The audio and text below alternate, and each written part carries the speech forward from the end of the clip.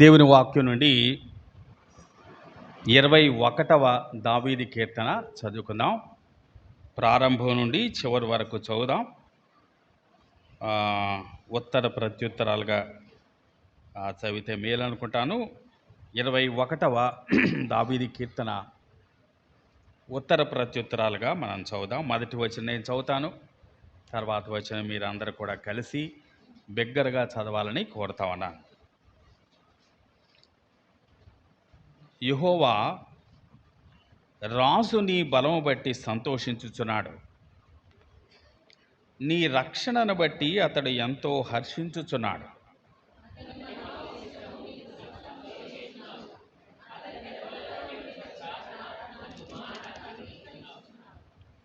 శ్రేయస్కరమైన ఆశీర్వాదములతో నీవు అతన్ని ఎదుర్కొనుచున్నావు. అతని తల మీద అపరంజి కిరీటము నీవు ఉంచి ఉన్నావు.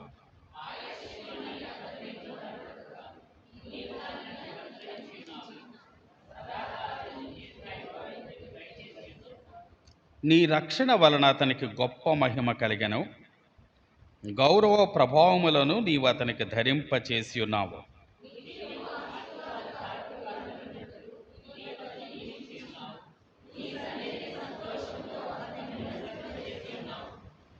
ఏలయనగా రాజు యెహోవా యందు నమ్మిక ఉంచుచున్నాడు.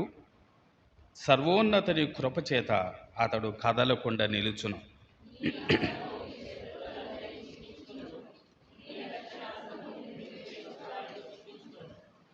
నీవు ప్రత్యక్షమైనప్పుడు వారు అగ్నిగుండం వలె అగుదురు. తన కోపం వలన యెహోవా వారిని నిర్మూలము చేయను, అగ్ని వారిని దహించును.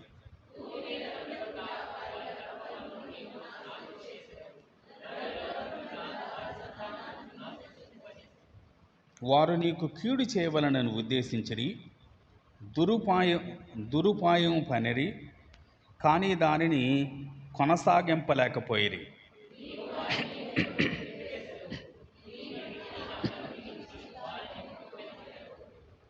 పదమూడవ వచనం అందరం కలిసి చదువుకుందాం. యెహోవా నీ బలమును బట్టి నిన్ను హెచ్చించుకొనము, మేము గానము చేయుచు నీ పరాక్రమమును కీర్తించదము. కొంచెం ఫ్యాన్ తగ్గిస్తే బెటర్ కదా.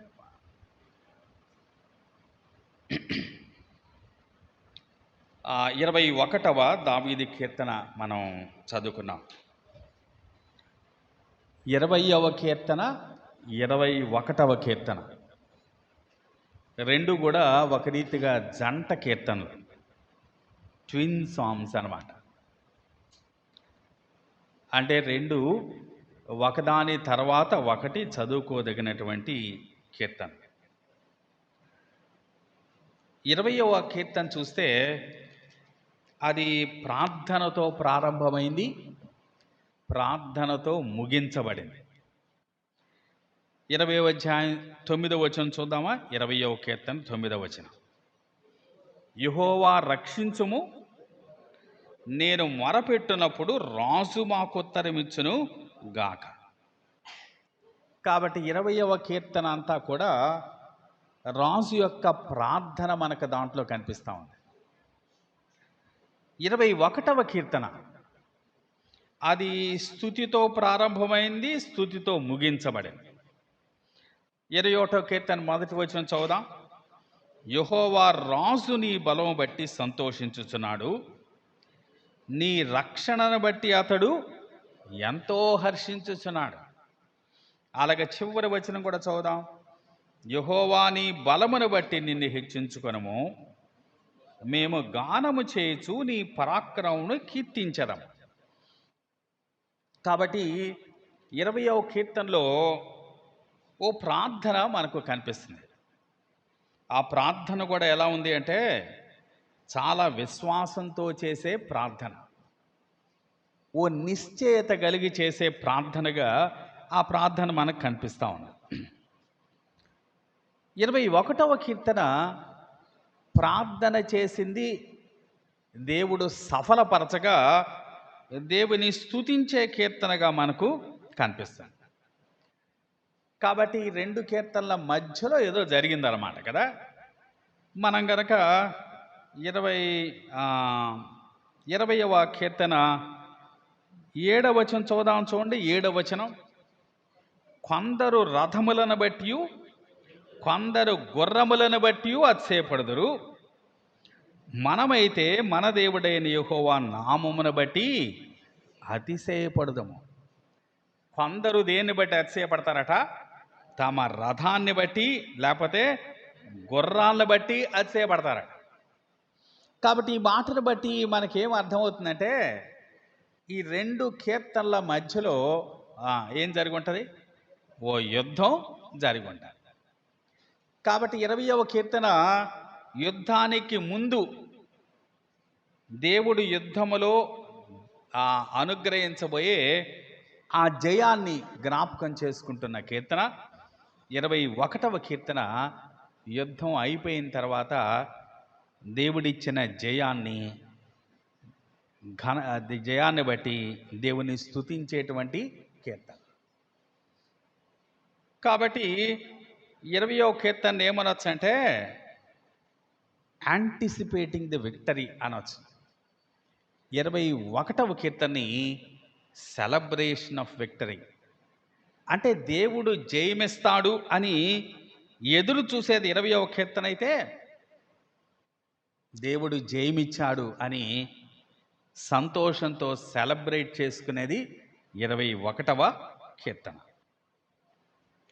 మధ్యలో దేవుడు యుద్ధంలో ఒక గొప్ప జయమిచ్చాడు కాబట్టి దాన్ని సెలబ్రేట్ చేసుకుంటూ 21వ కీర్తన చెప్తా ఉన్నాడు. 20వ కీర్తనలో కూడా తాను పొందబోయే జయాన్ని ముందుగా చూస్తూ, కంటెంప్లేట్ చేస్తూ, కళ్ళారా చూస్తూ మాట్లాడే మాటలు మనకు కనిపిస్తూ ఉన్నాయి. మీరు కనుక 20వ కీర్తన 4వ వచనం చూస్తే, నీ కోరికని శుద్ధింపజేసి నీ ఆలోచన యావత్తును సఫలపరుచునుగాక. అలాగే 5వ వచనం చివరి మాట చూసినా, నీ ప్రార్థనని యెహోవా సఫలపరుచునుగాక. అంటే చాలా ఓ గొప్ప నిశ్చయతో ఎదురు చూసేది మనకి 20వ కీర్తనలో కనిపిస్తుంది. కాబట్టి ఈ 2 కీర్తనల మధ్యలో ఓ యుద్ధం జరిగిందని, యుద్ధంలో దేవుడు ఒక గొప్ప జయమిచ్చాడని దీంట్లో మనం చూస్తా ఉన్నాం. దావీదులాగా యుద్ధాలు మనం ఇప్పుడు చేయట్లేదు, కానీ నిజానికి మన జీవితంలో కూడా యుద్ధం లాంటి చాలా ఉంటాయి కదా. ఒక రీతిగా ఓ ఉద్యోగం సంపాదించడం కూడా యుద్ధంలో జయం పొందటమే. ఈ రోజుల్లో ఉద్యోగం అంత తేలిగ్గా రాదు కదండి, ఓ పెద్ద యుద్ధమే చేయాలా.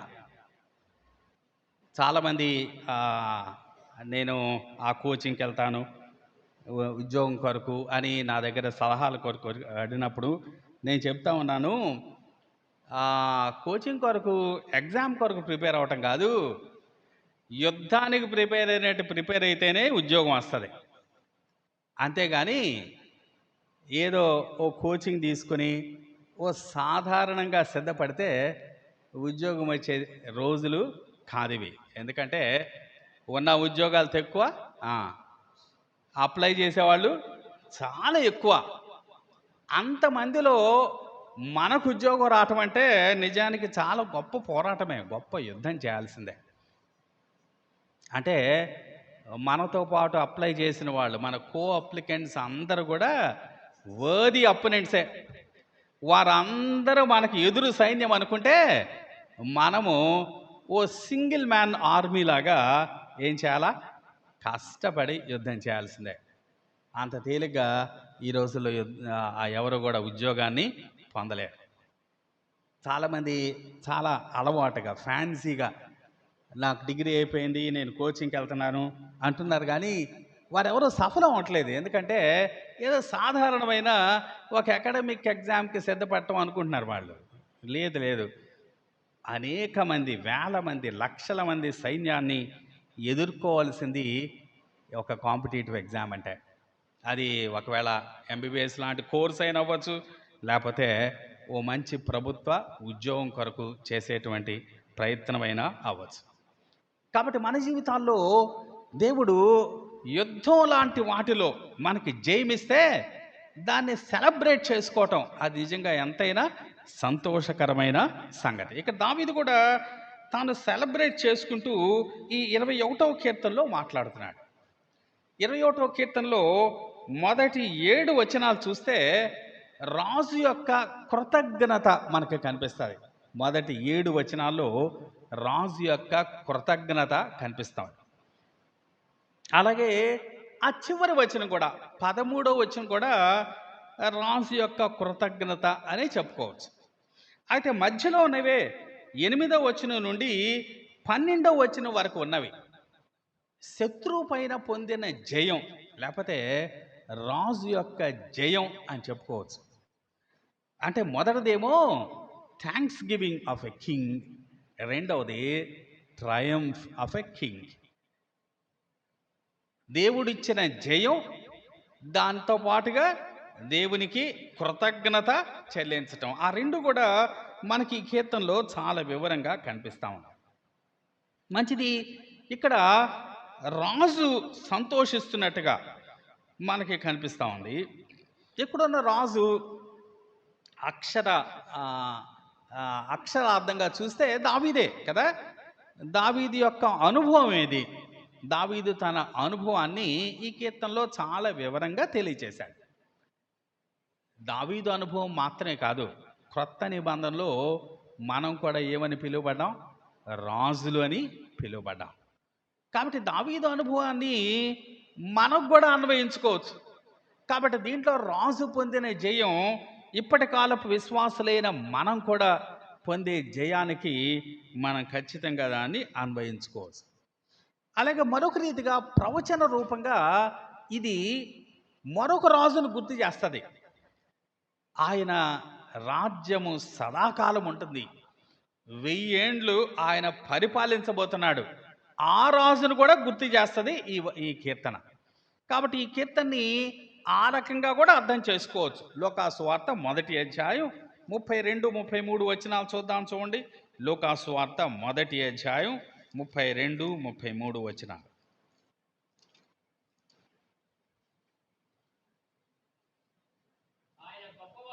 ఆయన గొప్పవాడై సర్వోన్నతుని కుమారుడు అనబడును. ప్రభు అయిన దేవుడు ఆయన తండ్రి అయిన దావీదు సింహాసనమును ఆయనకిచ్చును. ఆయన యాకోబు వంశస్థులను యుగ యుగములు ఏలును. ఆయన రాజ్యము అంతము లేనిదయుండునని ఆమెతో చెప్పాను. ఇక్కడ కూడా ఓ గొప్ప రాజును చూస్తా ఉన్నాం. ఆయన ఎవరో కాదు, మన ప్రభు అయిన యేసుక్రీస్తు. ఆయన రాజ్యం ఎలాంటిదట? అంతము లేని రాజ్యమట. యుగ యుగాలు ఆయన ఏలుతాడు అని చెప్తున్నాడు. ఆ రాజును గూర్చి కూడా ఈ కీర్తన మనకు ముందుగా తెలియచేస్తా ఉంది. ఆ రాజు కూడా ఇలాగూ తన రాజ్యాన్ని సెలబ్రేట్ చేసుకోవటానికి ముందుగా ఆయన కూడా యుద్ధం చేయాల్సి వచ్చింది. ఆయన కూడా ఒక గొప్ప యుద్ధంలో గెలిచే ఆయన తన రాజ్యాన్ని స్థాపిస్తాడు. కాబట్టి మన ప్రభు అయిన యేసుక్రీస్తు 1000 ఏండ్ల పాలనలో ఆయన రాజుగా ఆయన పొందే అనుభవాన్ని కూడా మనం ఈ కీర్తనలో మనం చూడవచ్చు. కానీ మనం ఈరోజు ఆ విషయాలు మనం ధ్యానం చేయబోట్లేదు. కానీ దావీదు యొక్క వ్యక్తిగత జీవితం, దాంతోపాటు ఇప్పటి కాలపు విశ్వాసులమైన మనకు అవసరమైన మాటలు మాత్రమే వీటిలో మనం చూడబోతా ఉన్నాం. మంచిది. దీంట్లో ప్రాముఖ్యంగా దావీదు దేన్ని బట్టి స్తుతిస్తున్నాడో, దేన్ని బట్టి సంతోషిస్తున్నాడో ఇక్కడ తెలియచేస్తున్నాడు. చూడండి, 21వ కీర్తన 1వ వచనం. 21వ కీర్తన 1వ వచనం. యెహోవా రాజు నీ బలం బట్టి సంతోషించుచున్నాడు, నీ రక్షణ బట్టి అతడు ఎంతో హర్షించుచున్నాడు. రాజు దేన్ని బట్టి సంతోషిస్తున్నాడట?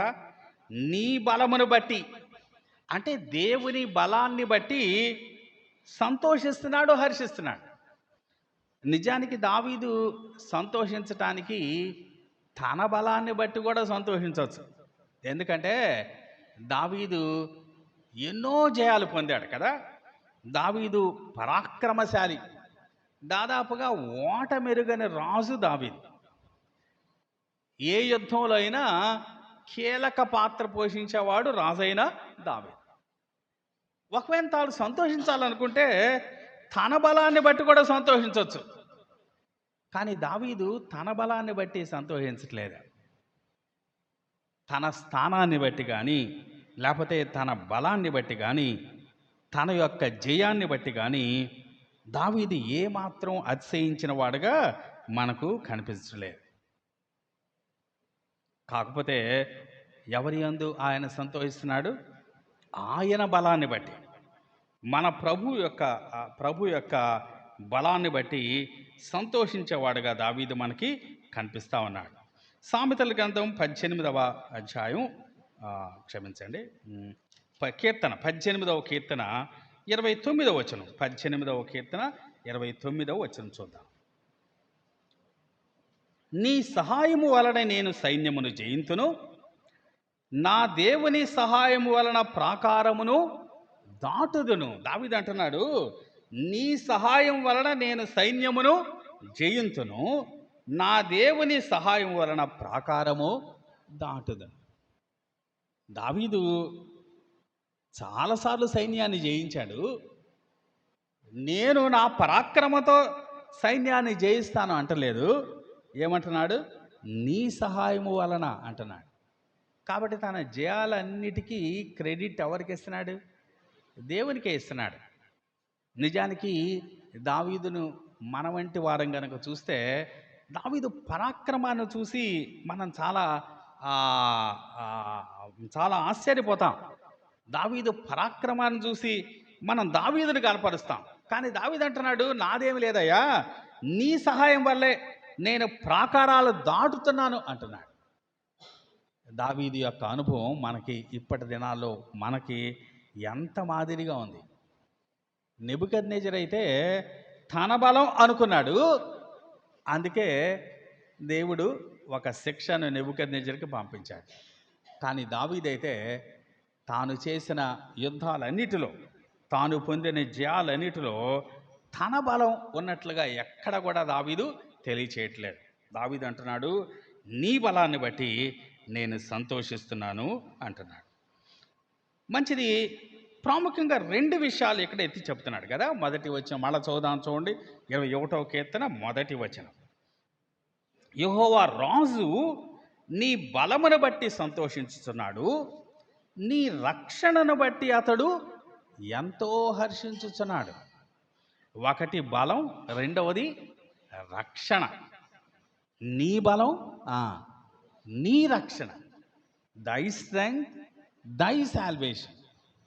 అలాగే 5వ వచనం కూడా చూద్దాం, చూడండి. 5వ వచనం, నీ రక్షణ వలన అతనికి గొప్ప మహిమ కలిగెను. దావీదు సంతోషిస్తుంది దేవుడిచ్చిన బలాన్ని బట్టి, దేవుడిచ్చిన రక్షణ బట్టి దావీదు సంతోషిస్తున్నట్టుగా మనకి దీంట్లో కనిపిస్తాం. దావీదు పొందిన రక్షణ ఒక రీతిగా దావీదుకి ఇక్కడ అక్షరార్థంగా చూస్తే రక్షణ అంటే యుద్ధంలో గెలిపే కదా. యుద్ధంలో చనిపోకుండా కాపాడబడటం, యుద్ధంలో జయించటమే ఒక గొప్ప రక్షణ. అక్షరార్థంగా దావీదు చెప్పే రక్షణ అదే ఉండొచ్చు. ఒకవేళ ఒక సందర్భాన్ని కనుక మనం జ్ఞాపకం చేసుకోవాల్సి వస్తే 2వ సమూయేలు గ్రంథం 8వ అధ్యాయం నుంచి 10వ అధ్యాయం వరకు దావీదు చాలా యుద్ధాలు చేశాడు. చాలా ప్రాముఖ్యమైన యుద్ధాలు చేశాడు. దాంట్లో సిరియల్ని ఓడించాడు, అమ్మోనీయుల్ని ఓడించాడు, అలాగే మిగిలిన చాలామంది రాజుల్ని ఓడించాడు. ఒక రీతిగా ఆ యుద్ధాన్ని గురించి దావీదు మాట్లాడుతున్నాడు అనుకోవచ్చు మనం. మీరు 8వ అధ్యాయం అలాగే 10వ అధ్యాయం చూస్తే దావీదు పొందిన జయాలు మనకు అక్కడ కనిపిస్తాయి. ఆ యుద్ధాల్లో దేవుడిచ్చిన జయాన్నే రక్షణ అంటున్నాడు. ఇప్పటి కాలంలో మనకు దేవుడిచ్చే రక్షణ అంటే పాపము నుంచి విడుదలే. పాపము నుంచి, శిక్ష నుంచి విడుదల పొందటమే నిజమైన ఆ రక్షణ. మనం కూడా దావీదు ఆ రక్షణ బట్టి హర్షిస్తున్నాడు. మనం కూడా మనం పొందిన ఈ రక్షణ బట్టి మనం ఏం చేయాలా? హర్షించాలి కదా.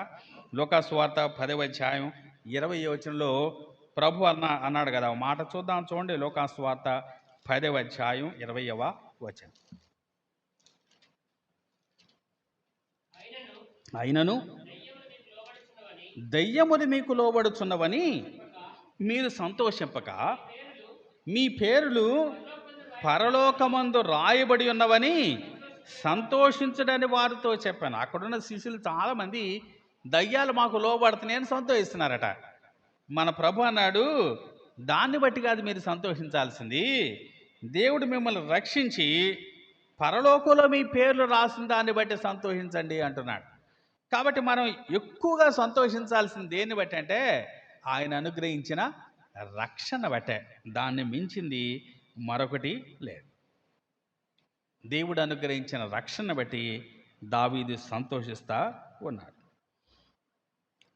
మనం చదువుకున్న ఈ మొదటి 7 వచనాల్లో 21వ కీర్తన మొదటి 7 వచనాల్లో దావీదు ఎందుకు తన రక్షణ బట్టి సంతోషించవలసి వచ్చింది, దానికి 7 కారణాలు మనం ఆ వచనాల్లో మనం చూడటానికి ప్రయత్నం చేద్దాం. దావీదు తన రక్షణ బట్టి సంతోషించటానికి 7 కారణాలు మనం మొదటి 7 వచనాల్లో మనం ధ్యానం చేయటానికి ప్రయత్నం చేద్దాం. 7 reasons why we ought to rejoice in the salvation of the Lord. మనం రక్షణలో హర్షించటానికి, సంతోషించటానికి 7 ప్రాముఖ్యమైన కారణాలు మనకు ఆ మొదటి 7 వచనాల్లో కనిపిస్తాయి. ప్రాముఖ్యంగా 2వ వచనంలో మనకు కనిపిస్తుంది. చూడండి 2వ వచనం.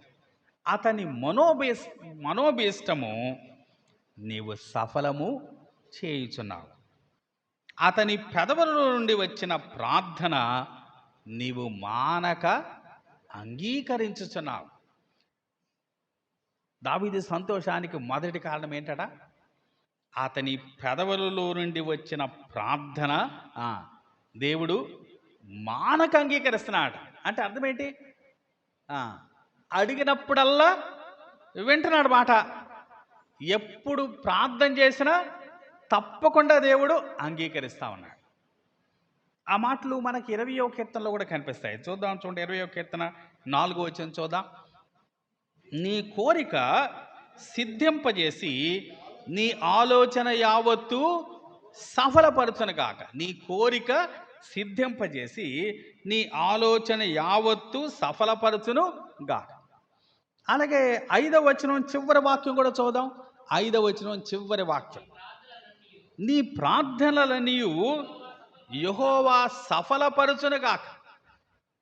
ప్రార్థనలన్నీ సఫలపరుస్తాడు, కోరిక సిద్ధింపజేస్తాడు, ఆలోచనలు సఫలపరుస్తాడట అని 20వ కీర్తనలో మాట్లాడుతున్నాడు. ఇప్పుడు 21వ కీర్తనలో అవి జరిగినట్టుగా చెప్తున్నాడు.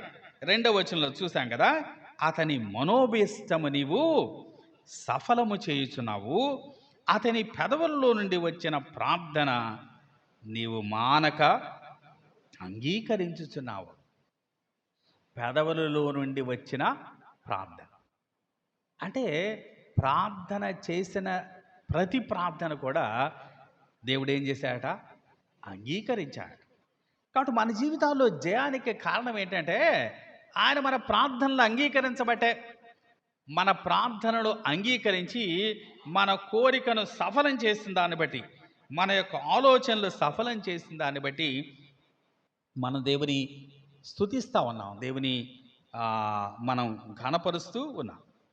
37వ కీర్తనలో కూడా ఒక వచనం చూద్దాం. 37వ కీర్తన 4-5 వచనాలు కూడా చూద్దాం. 37వ కీర్తన 4-5 వచనం. యెహోవాను బట్టి సంతోషించుము, ఆయన నీ హృదయవాంఛలను తీర్చును. నీ మార్గమును యెహోవాకు అప్పగింపుము, నీవు ఆయన నమ్ముకొనుము, ఆయన నీ కార్యము నెరవేర్చును. నీ హృదయ వాంఛలను ఆయన తీరుస్తాడు. నీ మార్గం ఆయనకు అప్పగిస్తే ఆయన నీ కార్యాలు నెరవేరుస్తాడు అంటున్నాడు. మనం మన ప్రార్థనలన్నీ ఆయన అంగీకరిస్తాడు అంటున్నాడు. కొత్త నిబంధనలో దానికి ఇంకాస్త వివరణ ఇచ్చాడు. ఆ మాట మనం 1 యోహాను పత్రిక 5వ అధ్యాయం 14-15 వచనాలు చూడండి. 1 యోహాను పత్రిక 5వ అధ్యాయం 14-15 వచనాలు. ఆయన బట్టి మనకు కలిగిన ధైర్యం ఏదనగా ఆయన చిత్తానుసారముగా మనమేది అడిగినను ఆయన మన మనవి ఆలకించునన్నది. ఇక్కడ మరొక మాట కూడా కలిపాడు కదా. ఇందాకటి వరకు చూస్తున్నాం మనం అడిగిందల్లా ఆయన అంగీకరిస్తాడని. అది ఎక్కడంటున్నాడు? ఆయన చిత్తానుసారంగా మనమేది అడిగినను ఆయన మన మనవి ఆలకించును అంటున్నాడు. 15 వచనం కూడా చూద్దాం. 15 వచనం, మనమేమి అడిగినను ఆయన మన మనవి ఆలకించునని మనం ఎరిగిన ఎడల మనం ఆయన్ని వేడుకొనినవి మనకు కలిగినవని ఎరుగుదము. ఆయన చిత్తానుసారంగా మనము ఏది అడిగినా ఆయన మనకు అనుగ్రహిస్తాడు అని ఈ మాటలో మనకు తెలియచేస్తా ఉన్నాడు. యెషయా గ్రంథం 65వ అధ్యాయం 24 వచనం కూడా చూద్దాం. యెషయా గ్రంథం 65వ అధ్యాయం 24వ వచనం,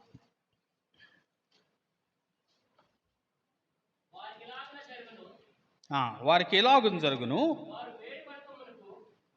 వారు వేడుకొనక మునుపు నేను ఉత్తరం ఇచ్చేదను, వారు మనవి చేయుచుండగా నేను ఆలకించేదను. ఇక్కడ ఏమంటున్నాడంటే వారు వేడుకొనక మునుపు నేను ఉత్తరం ఇస్తాను అంటున్నాడు.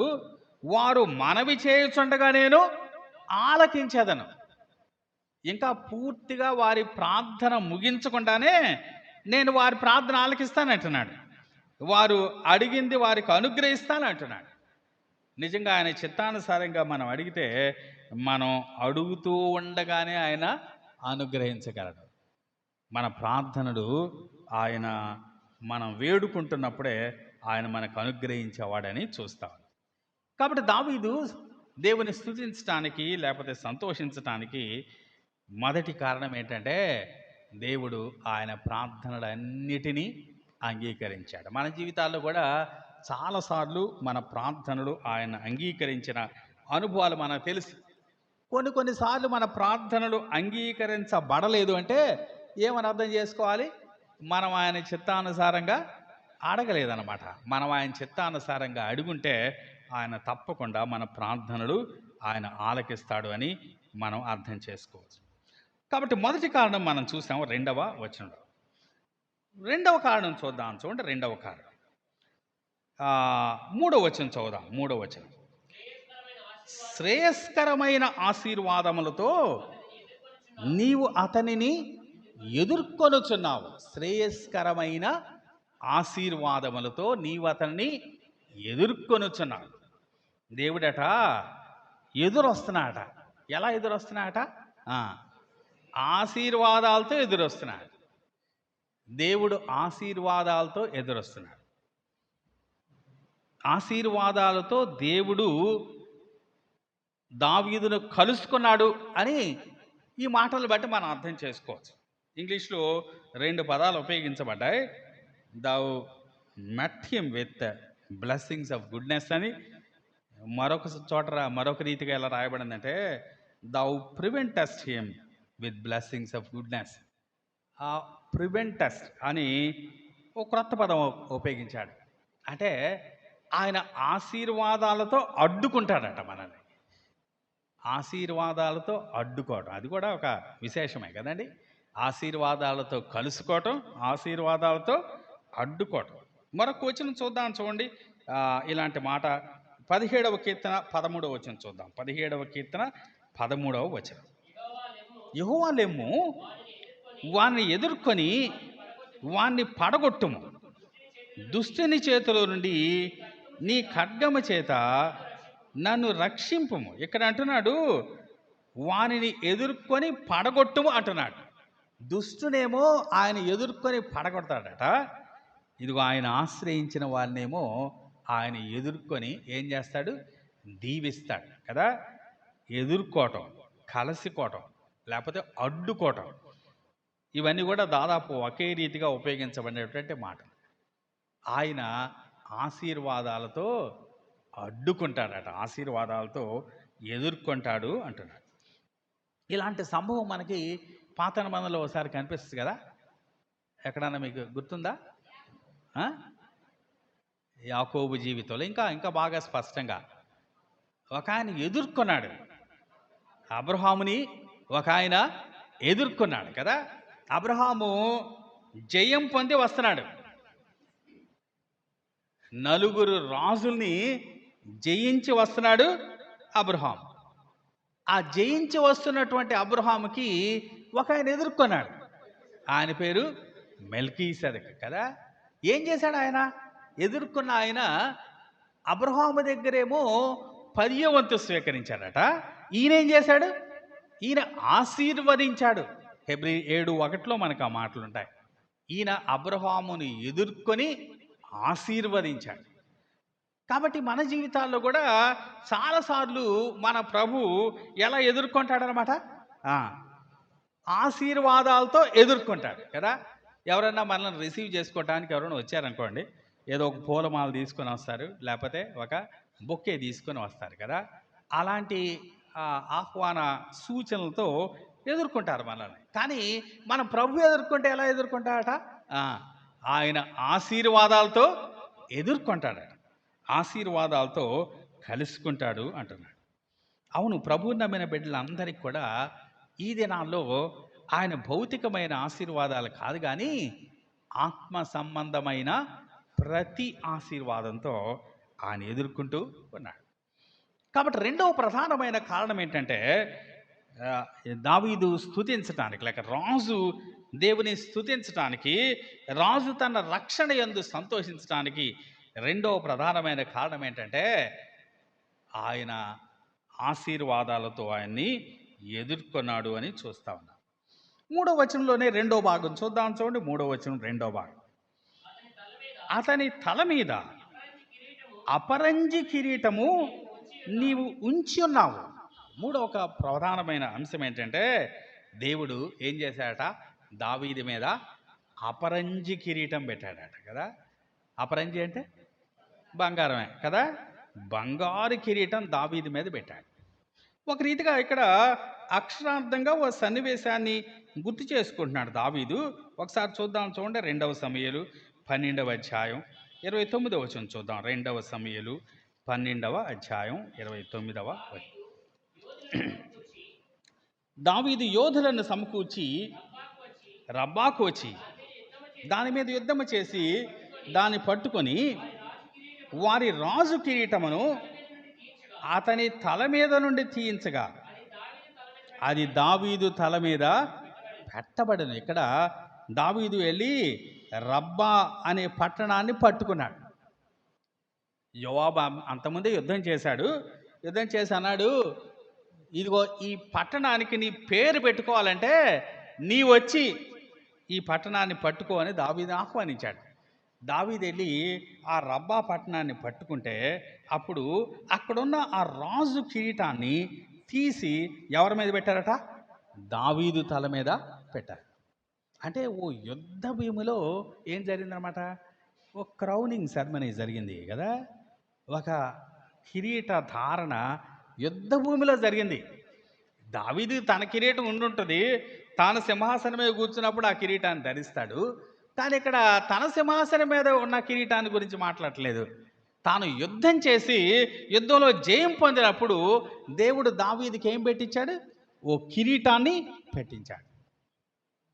దేవుడు కిరీటాన్ని దావీదుకి అనుగ్రహించాడు. దాన్ని బట్టి దేవుడు దేవుని యొక్క రక్షణ బట్టి దావీదు హర్షిస్తూ, దావీదు సంతోషిస్తున్నట్టుగా మనకు కనిపిస్తాం. మన జీవితాల్లో మనకు కూడా ఒకరోజు ఆయన కిరీటాన్ని ధరింపచేస్తాడు. ఆయన దగ్గర కిరీటాలు అనేకం ఉన్నాయి కదా. మనం చాలాసార్లు చెప్పుకుంటూ ఉంటాం, అనేక రకాలైన కిరీటాల గురించి చెప్పుకుంటాం. ప్రకటన గ్రంథం 2వ అధ్యాయం 10వ వచనంలో జీవ కిరీటం అని మనం చదువుతాం కదా. యాకోబు పత్రిక 1వ అధ్యాయం 12వ వచనంలో కూడా జీవ కిరీటం అని చదువుతాం. 1 తెస్సలోని 2వ అధ్యాయం 19వ వచనంలో అతిశయ కిరీటం అని కూడా చూస్తాం మనం. 2 తిమోతి 4వ అధ్యాయం 8వ వచనంలో నీతి కిరీటం అలాగే 1 పేతురు 5వ అధ్యాయం 4వ వచనంలో మహిమ కిరీటం. ఇలాగ అనేక కిరీటాలు మనకు ఆయన అనుగ్రహించడానికి సిద్ధంగా ఉన్నాడు. కాబట్టి దావీదు తన రక్షణ బట్టి దేవుని యందు సంతోషిస్తూ ఉన్నాడు. మనం కూడా మన రక్షణ బట్టి దేవుని యందు సంతోషించే వారంగా ఉండాలి అని మనం దీంట్లో అర్థం చేసుకున్నాం. 4వ ప్రధానమైనటువంటి కారణం 4వ వచనంలో మనకు కనిపిస్తుంది. చూడండి, 4వ వచనం. ఆయుస్సు నిమ్మని అతన్ని అడుగగా, అతడు నిన్ను వరమడుగగా నీవు దానిని అతనికి అనుగ్రహించినావు. సదాకాలము నిలుచు దీర్ఘాయువు నీవు దయచేసి ఉన్నావు. దావీదుకట దేవుడు ఏమిచ్చాడట? దీర్ఘాయువు ఇచ్చాడట. ఒక రీతిగా యుద్ధంలో చనిపోకుండా ఉండటం అంటే ఏమిచ్చినట్టు? ఆయుష్ ఇచ్చినట్టే కదా. కానీ ఇక్కడ దావీదు ఏమడిగాట? దీర్ఘాయువు అడిగాడట. దాన్ని ఎలా అర్థం చేసుకోవాలి మనం? దావీదుకు దీర్ఘాయువు అంటే, నిజానికి దావీదు జీవించిన ఎన్ని సంవత్సరాలు జీవించాడు దావీదు? దావీదు జీవించిన 70 సంవత్సరాలే కదా. అధిక బలం ఉంటే 80 అన్నాడు, కానీ ఆయన అధిక బలం పొందలేదు. కానీ దేవుడు దావీదుకి దీర్ఘాయుష్ని ఇచ్చాడు అంటున్నాడు. దావీదు గతించిపోవచ్చు, కానీ దావీదు సింహాసనం మాత్రం ఎంతకాలం నిలుస్తున్నాడు? నిరంతరం నిలుస్తుంది అన్నాడు. దావీదు గతించిపోవచ్చు, కానీ దావీదు సింహాసనం మాత్రం ఎన్నటన్నటికి నిలిచింది. ఒకరోజు అదే సింహాసనం మీద నిజమైన దావీదు కుమారుడైన మన ప్రభు అయిన యేసుక్రీస్తు దాని మీద అధిష్ఠించబోతా ఉన్నాడు. అప్పటి వరకు దావీదు యొక్క సింహాసనం నిలిచే ఉంటుంది. కాబట్టి దీర్ఘాయువు అంటే మనం ఎట్లా అర్థం చేసుకోవచ్చు అంటే, దేవుడు ఆయన రాజ్యాన్ని ఆయన నిరంతరం ఉంచాడని, లేకపోతే ఆయన సింహాసనాన్ని నిరంతరం ఉంచాడని మనం దీంట్లో అర్థం చేసుకోవచ్చు. దావీదుకి ఒక నిరంతరం ఉండే సింహాసనం దేవుడిచ్చాడు. 2వ సమూయేలు 16లో మనకు ఆ మాటలు కనిపిస్తాయి. అయితే ఇప్పటి కాలపు క్రైస్తవులైన మనకేమిచ్చాడు ఆయన? మనకు నిత్య జీవం ఇచ్చాడు కదా. నిత్య జీవం. దీర్ఘాయుషు అంటే ఈ భూమి మీద బ్రతికే దినాలు మాత్రం కాదు, కానీ మనం నిత్యత్వంలో సదాకాలం ఉండే గొప్ప భాగ్యం దేవుడు మనకు అనుగ్రహించాడు. కేవలం ఆయన యందు విశ్వాసం ఉంచటం మాత్రం చేత దేవుడు మనకు నిత్య జీవాన్ని అనుగ్రహించాడు. దేవుడిచ్చిన ఈ వరాన్ని బట్టి కూడా ఏం చేస్తున్నాడట? దేవుని హర్షిస్తున్నాడు, దేవుని స్తుతిస్తా ఉన్నాడు. దేవుడు అనుగ్రహించిన ఈ గొప్ప దీర్ఘాయువు అనేటువంటి వరం ఇచ్చాడు. 5వదిగా మనకు 5వ వచనంలో కనిపిస్తుంది. చూడండి, 5వ వచనంలో, నీ రక్షణ వలన అతనికి గొప్ప మహిమ కలిగెను, గౌరవ ప్రభావములను నీవు అతనికి ధరింపజేసి ఉన్నావు. గౌరవ ప్రభావాలు నీవు అతనికి ధరింపజేసి ఉన్నావు అంటున్నాడు. దావీదుకి దేవుడు ఏమిచ్చాడ? గౌరవ ప్రభావాలు ఇచ్చాడ. వీటన్నిటికీ తోడు ఆయన ప్రార్థనలు అంగీకరించాడు, ఆశీర్వాదాలు ఇచ్చాడు, దీర్ఘాయుష్ ఇచ్చాడు. వీటన్నిటితోడు ఏమిచ్చాడు? గౌరవం, ప్రభావం కదా. గ్లోరీ అండ్ ఆనర్ దేవుడు దావీదుకి ఇచ్చాడు. దావీదుకు మాత్రమే కాదు, మనకు కూడా ఆయన అలాంటి గౌరవాన్ని అనుగ్రహించాడు. 1 తెస్సలోని 2వ అధ్యాయం 12వ వచనం చూద్దాం. చూడండి, 1 తెస్సలోని 2వ అధ్యాయం 12వ వచనం.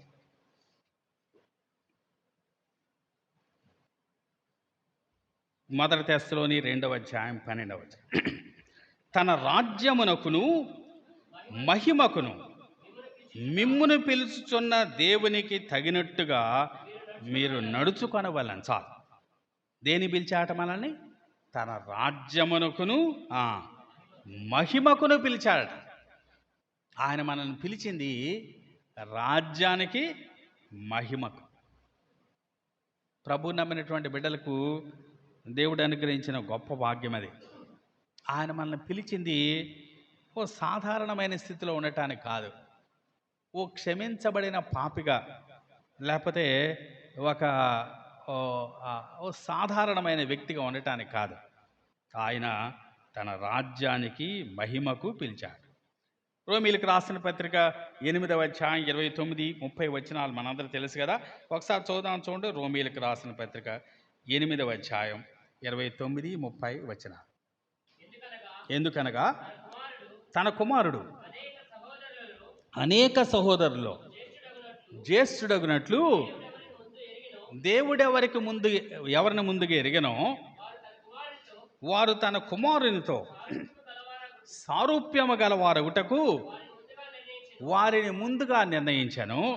మరియు ఎవరిని ముందుగా నిర్ణయించను? వారిని పిలిచను. ఎవరిని పిలిచను? వారిని నీతిమంతులుగా తీర్చను. ఎవరిని నీతిమంతులుగా తీర్చను? వారిని మహిమపరచను. మనకు అనుగ్రహించబడిన ఆ చివరి ధన్యత, లేకపోతే ఒక ఫైనల్ బ్లెస్సింగ్ ఏంటట? మనల్ని ఆయన మహిమపరిచాడు. మనల్ని మహిమ కొరకే ఆయన పిలిచాడు. ఇక్కడ దావీదు కూడా అంటున్నాడు, ఆయనకి గౌరవ ప్రభావాలు దేవుడు ఇచ్చాడు అంటున్నాడు. కాబట్టి దావీదు దేవుని యందు సంతోషించడానికి మరొక కారణం దేవుడు అనుగ్రహించిన గౌరవ ప్రభావాలు. 6వది మనకి 6వ వచనంలో కనిపిస్తుంది. చూడండి 6వ వచనంలో, నిత్యము ఆశీర్వాద కారకుడుగా ఉండినట్లు నీవు అతన్ని నియమించున్నావు. చాలు. ఏం చేశాట?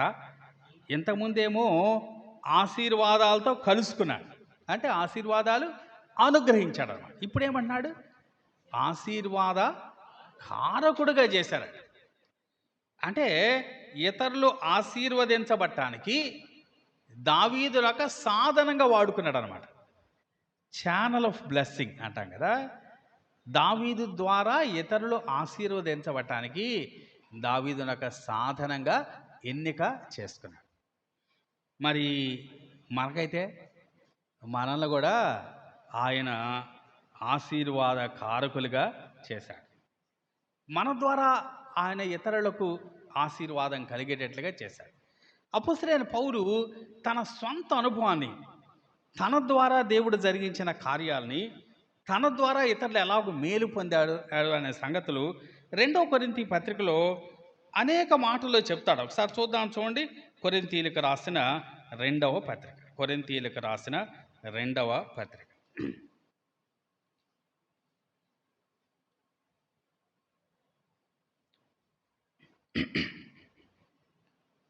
మొదటి అధ్యాయం 20వ వచనం. దేవుని వాగ్దానములు ఎన్ని అయినను అన్నీయు క్రీస్తునందు అవునన్నట్టుగానే ఉన్నవి గనుక మన ద్వారా దేవునికి మహిమ కలుగుటకై అవి ఆయన వలన నిశ్చయములై ఉన్నవి. ఎవరి ద్వారా? మన ద్వారా దేవునికి మహిమ కలుగుటకై అంటున్నాడు. పౌలు తనతో ఉన్న వారందరిని కూడా కలుపుకొని అంటున్నాడు, మన ద్వారా దేవునికి మహిమ అంటున్నాడు. 2వ అధ్యాయం 14వ వచనం చూద్దాం. 2వ కొరింథీ 2వ అధ్యాయం 14వ వచనం. మా ద్వారా ప్రతి స్థలమందును క్రీస్తును గూర్చిన జ్ఞానము యొక్క సువాసనను కనపరచుచు ఆయన యందు మమ్మును ఎల్లప్పుడూ విజయోత్సవముతో ఊరేగించుచున్న దేవునికి స్తోత్రం. ఇక్కడ కూడా మా ద్వారా అంటున్నాడు. మా ద్వారా ప్రతి స్థలమందును క్రీస్తును గూర్చిన జ్ఞానము యొక్క సువాసన కనుపరిచాడు. మా ద్వారా తాను ఎలాగో ఇతరులకు ఆశీర్వాద కారకుడిగా ఉన్నాడో ఈ మాటల్లో కూడా తెలియచేస్తా ఉన్నాడు. మరొక వచనం 2వ కొరింథీ పత్రికలోనే 3వ అధ్యాయం 3వ వచనం చూడండి. 3వ అధ్యాయం 3వ వచనం. రాతి పలక మీద కానీ సిరాతో కానీ రాయబడక మెత్తని హృదయములు అను పలకల మీద జీవము గల దేవుని ఆత్మతో మా పరిచర్య మూలముగా రాయబడిన క్రీస్తు పత్రిక ఉన్నారని మీరు తేటపరచబడుచున్నారు కదా. అక్కడ కూడా గమనించండి, మా పరిచర్య మూలముగా రాయబడిన క్రీస్తు పత్రికలు, మా పరిచర్య మూలముగా రాయబడిన క్రీస్తు పత్రికలు అని మనం చూస్తూ ఉన్నాం. 5వ అధ్యాయం 20వ వచనం కూడా చూద్దాం. 5వ అధ్యాయం 20వ వచనం. కావున దేవుడు మా ద్వారా వేడుకొనినట్టు మేము క్రీస్తుకు రాయుబార్లమై దేవునితో సమాధానపరుడని క్రీస్తు పక్షముగా మిమ్మల్ని బతిమాలుకొనుచున్నాం. ఇక్కడ కూడా మా ద్వారా వేడుకొనినట్లు అంటున్నాడు. ఇక్కడ తాను ఆశీర్వాదానికి ఓ ఛానల్గా ఉన్నట్టుగా అపోస్తలుడైన పౌలు చాలా రీతులుగా సాక్ష్యం ఇస్తున్నాడు. మన జీవితాలను కూడా దేవుడు అలా ఉపయోగించుకుంటున్నాడు, మన ద్వారా ఇతరులకు ఆశీర్వాదం కలిగేటట్లుగా. కాబట్టి మరొక ప్రధానమైన అంశం ఏంటంటే ఆయన ఆశీర్వాద కారకులుగా చేశాడు. చివరిగా 6వ వచనంలోని 2వ భాగం చూద్దాం. చూడండి, 6వ వచనం 2వ భాగం. నీ సన్నిధిని సంతోషముతో అతని ఉల్లసింపజేసి ఉన్నావు. నీ సన్నిధిని సంతోషముతో అతని ఉల్లసింపచేసి ఉన్నావు. ఇక్కడ నీ సన్నిధి అన్నాడు, యువర్ ప్రెజెన్స్ అనే మాట, అలాగే యువర్ కౌంటెనెన్స్ అనే మాట, రెండు కూడా ఒకే హెబ్రీ పదం నుంచి వచ్చినాయి.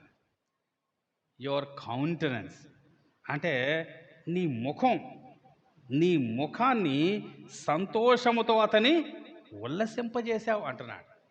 మరొక చోట అంటాడు, నీ ముఖకాంతిని ప్రసరింపజేశావు అంటున్నాడు. ఆయన ముఖాన్ని మన వైపు ఉంచాడు అంటే ఆయన మనకు ఫేవర్ చేస్తా ఉన్నాడు. లేకపోతే ఆయన చల్లని చూపు మనకెప్పుడు అందుబాటులో ఉంది. ఆయన మనకు అనుగ్రహించిన ఆ చల్లని చూపుని బట్టి కూడా మనం ఆయన్ని స్తుతింపబద్ధులమై ఉన్నాం. దావీదు 7 విషయాలను బట్టి దేవుని యందు సంతోషిస్తున్నాడు, తన రక్షణ బట్టి సంతోషిస్తున్నాడు అని మొదటి 6 వచనాల్లో మనం చూసాం. ఇప్పుడు 7వ వచనంలో ఏమంటున్నాడో చూద్దాం. చూడండి, ఏలయనగా రాజు యెహోవా యందు నమ్మిక ఉంచున్నాడు, సర్వోన్నతుని కృపచేత అతడు కదలకుండా నిలిచాడు. రాజు యెహోవా యందు నమ్మిక ఉంచాడు. ఇవన్నీ ఎలా జరిగినాయట? 2 ప్రధానంగా ఇక్కడ చెప్తున్నాడు. ఒకటి, రాజు యెహోవా యందు నమ్మిక ఉంచాడు. రెండవది, సర్వోన్నతుని కృపచేత అతడు కదలకుండా నిలుచాడు. దావీదు పొందిన రక్షణకి 2 కారణమట. ఒకటేమో సర్వోన్నతుని కృప, మరొకటేమో ఆయన యొక్క నమ్మిక. మరి మన రక్షణకి ఏవి కారణం? మన రక్షణకు కూడా అవే కారణం. మీరు కృప ద్వారా, కృప చేత విశ్వాసము ద్వారా రక్షించబడి, ఒకటి దేవుని కృప, రెండవది మన విశ్వాసం. దావీదు అనుభవం కూడా అలాగుంది. దావీదు అనుభవం కూడా సర్వోన్నతుని కృప ఆయన్ని రక్షించింది. రెండవది, రాజు ఆయన మీద నమ్మిక ఉంచింది కూడా ఆయనకు రక్షణ అనుగ్రహించింది. కాబట్టి 2 ప్రధానమైన సంగతులు. ఒకటి ఇదిగో దేవుని కృప, రెండవది వారి యొక్క విశ్వాసం. ఈ దినాల్లో కూడా ఒక వ్యక్తి రక్షించబడాలంటే కావలసినవి 2. కేవలం ఆయన కృప ద్వారానే రక్షించబడతాం. ఆయన కృపను బట్టి ఆయన కల్వరిలో మన పాపాలన్నిటినీ భరించి మనకు రక్షణ అనుగ్రహించారు. రెండవది, మన నమ్మిక ద్వారానే, యేసుప్రభు నమ్ముకోవటం ద్వారానే మనకు రక్షణ అనుగ్రహించబడుతుంది. కాబట్టి మన రక్షణకు ప్రధానమైన కారణాలు 2 అని ఈ వచనాల్లో మనం చూస్తా ఉన్నాం. దేవుని యొక్క లేక సర్వోన్నతుని యొక్క కృప, అలాగే ఆయన యందు మనమిచ్చిన నమ్మిక అని మనం చూస్తా ఉన్నాం. మంచిది. ఇప్పటి వరకు దావీదు యొక్క కృతజ్ఞత మనం చూసాం కదా. తర్వాత 8 నుంచి 12వ వచనం వరకు దావీదు యొక్క జయం మనం చూస్తా ఉన్నాం. దావీదు శత్రువుల పైన పొందిన జయం. మనకు కూడా ఉంటారు శత్రువులు, మనకు కూడా ఉంటారు శత్రువులు కదా. శత్రువులు లేకుండా ఉండలేం, కానీ శత్రువుని జయించటానికి కావలసిన కృప ఎవరిస్తారు? దేవుడిస్తాడు. ఒక రీతిగా ఒక వ్యక్తిని తెలుసుకోవాలంటే ఏమని చెప్తారంటే, tell me your friends, I will tell you who you are అంటారు. అంటే నీ స్నేహితులు ఎవరో చెప్పు, నువ్వెవరో నేను చెప్తానంట. ఇప్పుడు మనం మరొకటి కూడా కలుపుకోవచ్చు. A person is not only known by his friends, he can also be known by his enemies. తన శత్రువులు ఎవరో తెలుసుకుంటే దాన్ని బట్టి కూడా ఆ వ్యక్తిని మనం తెలుసుకోవచ్చు. తన శత్రువులు ఎవరో తెలుసుకుంటే దాన్ని బట్టి కూడా ఆ వ్యక్తిని తెలుసుకోవచ్చు. దావీదు ఎలాంటి వాడో తెలుసుకోవాలంటే దావీదు శత్రువులు ఎవరో చూస్తే దావీదు ఎలాంటి వాడో తెలుసుకోవచ్చు. మనం ఎలాంటి వారో చెప్పుకోవాలంటే మన శత్రువులు ఎలాంటి వారో తెలుసుకుంటే మన గురించి కూడా మనం తెలుసుకోవచ్చు. ఇక్కడ దావీదు శత్రువులు ఉన్నారు. దావీదు శత్రువుల పైన జయం ఇచ్చాడు. జయం ఎలా ఇచ్చాడట? 8వ వచనం చూద్దాం. చూడండి, 8వ వచనంలో, నీ హస్తము నీ శత్రువులందరినీ చిక్కించుకొనును, నీ దక్షిణ హస్తము నిన్ను ద్వేషించు వారిని చిక్కించుకొనును. నీ హస్తం, నీ దక్షిణ హస్తం అంటే ఎవరి హస్తం? దేవుని హస్తం. మన శత్రువుల్ని చిక్కించుకోవడానికి ఎవరి హస్తం ఉపయోగించాలట? మన హస్తం కాదు. ఎవరి హస్తం? దేవుని హస్తం. అలాగే మరొక మాట మనకి 12వ వచనం చూద్దాం. 12వ వచనం, నీవు వారిని వెనుకకు త్రిప్పివేసదవు, నీ వింటి నారులను బిగించి వారిని ముఖం మీద కొట్టుదు. వింటి నారులను బిగించి ముఖం మీద కొట్టుదు. విల్లు, ఎవరి విల్లు వాడాలా? మన విల్లు కాదు వాడేది. ఎవరి విల్లు? ఆయన విల్లు. హస్తం మన హస్తం కాదు వాడేది, ఆయన హస్తం వాడబడాలా. విల్లు మంద కాదు వాడేది, ఆయన విల్లు వాడబడాలి. Let God's hand work, let God's arrow work. మనవి కాదు, ఆయన చేతులు, ఆయన యొక్క విల్లు పనిచేయాలి అంటున్నాడు. దావీదు దేవునికి కృతజ్ఞత చెల్లిస్తున్నాడు. దావీదు పొందిన జయాన్ని గురించి 8 నుంచి 12వ వచనం వరకు తెలియచేశాడు. చివరిలో 13వ వచనంలో అంటున్నాడు. ఏమంటున్నాడు చూద్దాం. చూడండి, 13వ వచనంలో, యెహోవా నీ బలమును బట్టి నిన్ను హెచ్చించుకొను, మేము గానము చేయుచు నీ పరాక్రమను కీర్తించరు. మొదటి వచనంలో యెహోవా రాజు నీ బలమును బట్టి సంతోషించుచున్నాడు అన్నాడు.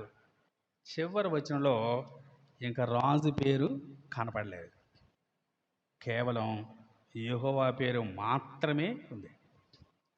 ఇంకా రాజు నిమిత్త మాత్రుడు, రాజు సంతోష నిమిత్త మాత్రం, రాజును గూర్చిన ప్రస్తావన చివరి వచనంలో లేదు. చివరి వచనంలో దేవుని గూర్చిన ప్రస్తావన మాత్రమే. కాబట్టి మన జీవితాల్లో అన్నిటికీ కారకుడు దేవుడే. మన జయానికి కారకుడు ఆయనే, మన ఆశీర్వాదానికి కారకుడు ఆయనే. మన జీవితాల్లో ఏ మేలు జరిగినా ప్రతి మంచికి కారకుడు ఆయన. కాబట్టి ఆయనే స్తుతికి స్తోత్రానికి అర్హుడు. ఆయన్ని మనం కనపరచాలి. మన యొక్క మన యొక్క ప్రయత్నాన్ని బట్టి కానీ, మన స్థానాన్ని బట్టి కానీ, లేకపోతే మన యొక్క ఆలోచనలు బట్టి కానీ, మన పరాక్రమాన్ని బట్టి కానీ మనం అతిశయించడానికి లేదు. దావీదు దేవుని యందు అతిశయిస్తున్నవాడుగా మనకు కనిపిస్తూ ఉన్నాడు. మన జీవితాల్లో దేవుడు చేసిన మేళ్ళు, దేవుడు మనకు కలిగించిన జయాలను బట్టి మనం దేవుని స్తుతించ బద్దులంగా ఉన్నాం. దాన్ని బట్టి దేవుడు మహిమపరచబడతాడు, మనకు కూడా నిజమైన సంతోషం కలుగుతుంది. చిన్న ప్రార్థన చేసుకుందాం. మా ప్రేమగల తండ్రి, మరొకసారి ప్రభా నాయన, ఈ ఉదయకాలం మీరు మాకు అనుగ్రహించిన ఈ మంచి సమయాన్ని బట్టి మీకు వందనాలు చెల్లించుకుంటున్నాం. రాజు నీ రక్షణ బట్టి నాన్న సంతోషించుచున్నాడు అని మీ మాటల ద్వారా మేము అర్థం చేసుకున్నాం. తన రక్షణ బట్టి సంతోషించడానికి అనేకమైన కారణాలు ఈ కీర్తనలో నాన్న తెలియజేయబడినాయి. మా జీవితాల్లో కూడా మేము మా రక్షణ బట్టి సంతోషించడానికి అనేకమైన కారణాలు ఉన్నాయి. వాటిని బట్టి మీకు వందనాలు స్తోత్రాలు చెల్లించుకున్నాం. ప్రత్యేకంగా ఇక్కడున్న ఇద్దరు యవ్వన బిడ్డల జీవితాల్లో మీరు అనుగ్రహించిన మీ గొప్ప కార్యాలను బట్టి మీకు వందనాలు. వారి జీవితాల్లో మీరు ఇచ్చిన జయాలను బట్టి మీకు వందనాలు. మేళ్లతో వారిని నింపారు నాయన, మీకు వందనాలు. ప్రభా నాయన, మీ చల్లని చూపు ఆ బిడ్డల మీద ఉంచారు, మీకు వందనాలు, స్తోత్రాలు చెల్లించుకున్నాం. మీ సన్నిధి, మీ ముఖ కాంతి మీరు ప్రసరింపచేశారు, మీకు వందనాలు. దేవతండ్రి, మీరు ప్రసరింపచేస్తే మేము వెలిగింపబడగలం. ప్రభా నాయన, మీ కాంతి మాత్రమే మమ్మల్ని నాయన వెలిగించగలదు. ప్రభా నాయన, ఆ బిడ్డల ఎడల మీరు మీ యొక్క నమ్మకత్వాన్ని, మీ యొక్క దయాళుత్వాన్ని మీరు కనపరిచిన దాన్ని బట్టి మీకు వందనాలు. వారిని ఇంకను దీవించండి, కుటుంబాన్ని మీరు దీవించండి. ప్రభా నాయన, మరి ఎక్కువగా మీకు మహిమకరంగా ముందు దినాల్లో జీవించడానికి మీరే సహాయం చేయండి. చేరి వచ్చిన ఒక్కొక్కరిని మీరే దీవించమని, అన్నింటిలో మీరే సహాయం చేయమని యేసు ప్రభు నామమున వేడుకొని ప్రార్థిస్తున్నాను తండ్రి, ఆమేన్. మంచిది. ఆనంద వ్యక్తులు వందన సమర్పణ.